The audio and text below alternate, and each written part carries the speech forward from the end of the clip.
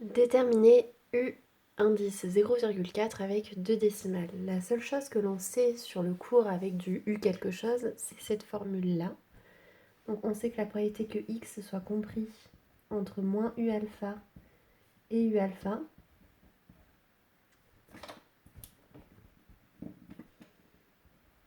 vaut 1 moins alpha. C'est la seule information que l'on connaisse sur des U d'une quantité.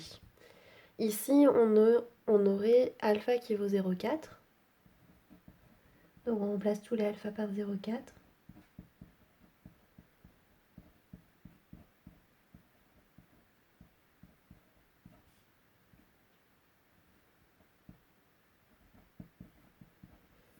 Donc ça signifie que la probabilité d'avoir entre moins U de 0,4 et U de 0,4 vaut 0,6.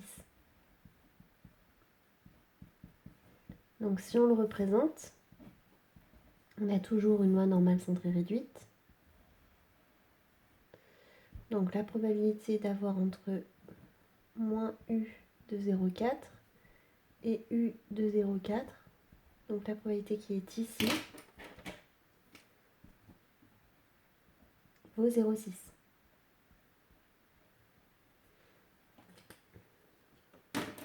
Alors on a une touche sur la calculatrice qu'on n'a pas encore utilisée qui permet de connaître une valeur quand on connaît la proba.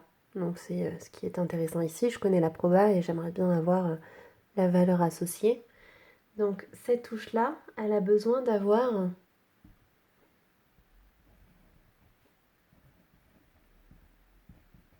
certaines informations. Donc si on a besoin de trouver K tel que la probabilité que X soit inférieur ou égal à K vaut 0,6, on va utiliser une certaine touche dont je vais vous donner la démarche après.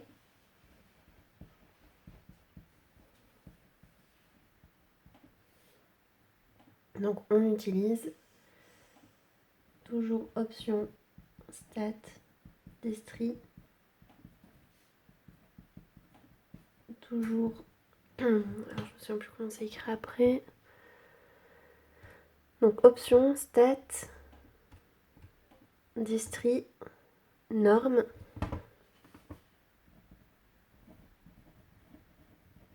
Et tout à l'heure je vous ai dit norme PD on ne s'en sert jamais, norme CD on s'en est beaucoup servi dans les exercices, donc il nous reste celle-ci qui permet d'inverser une loi normale, donc c'est ce qu'on veut faire ici.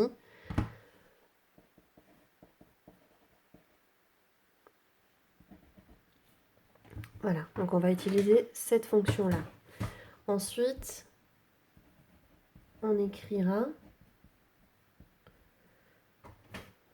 donc si je le fais par exemple ici, je vois qu'il s'affiche un norme CD, donc on écrit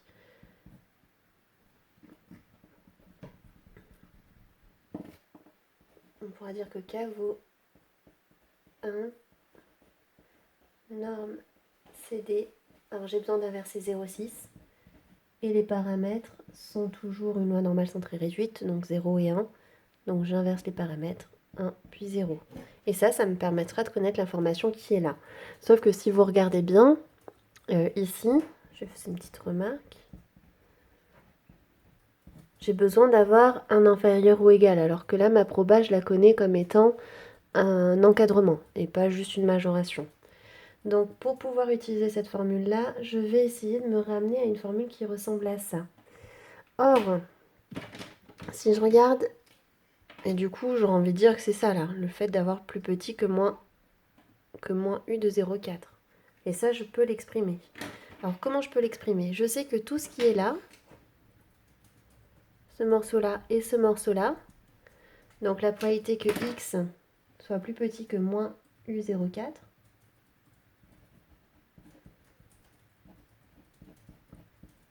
ou que X soit plus grand que U de 0,4,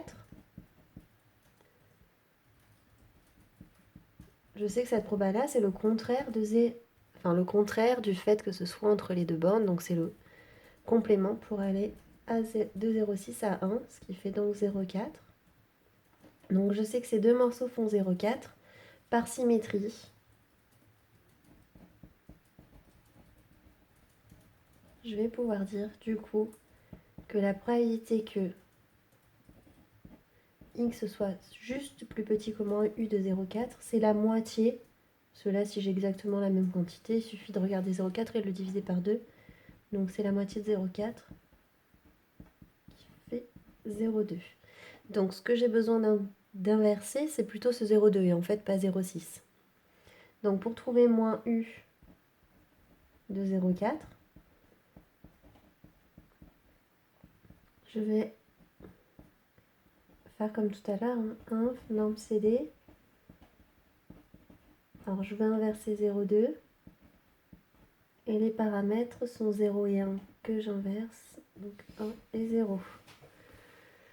Donc ici, ça signifie que je vais cliquer sur inf norme CD, comme tout à l'heure, avec cette petite touche là. Je vais inverser, on a dit combien, 0,2 et les paramètres sont 1 puis 0. Ce qui fait à peu près moins 0,84. On vous dit 2 décimales, c'est pour ça que j'arrondis là. Comme il y a des moins partout, ça signifie que u de 0,4 vaut 0,84, donc je peux enlever tous les moins. On va procéder un petit peu pareil sur le numéro 9.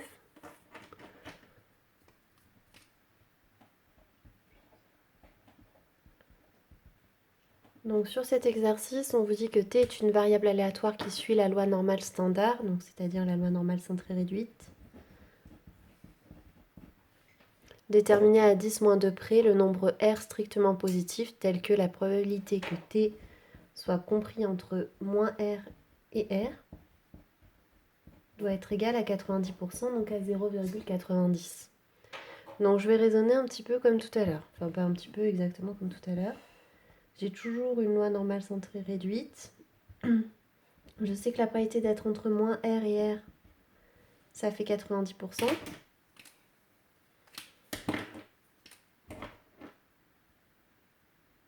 Donc là, j'ai une probabilité de 0,9 d'être là-dedans. Pour pouvoir trouver un paramètre quand il est dans la proba, j'ai besoin d'inverser. Pour inverser, il faut avoir seulement un inférieur ou égal, pas d'encadrement. Donc, je vais me ramener, comme tout à l'heure, à la probabilité que t soit plus petit que -r, parce que ça, je peux l'inverser. Mais pour ça, j'ai besoin de me servir au début des deux morceaux qui sont représentés en bleu. Donc, je vais dire que la probabilité que t soit plus petit que -r, ou que t soit plus grand que r, cette probabilité-là, c'est le contraire de 0,9, ou le complément de 0,9 pour aller à 1. Plus rigoureux dit comme ça. Donc ce que j'ai représenté en vert doit valoir 0,1. Parce que du coup, le violet plus tout le bleu, ça fera bien 0,9 plus 0,1 qui feront bien 1.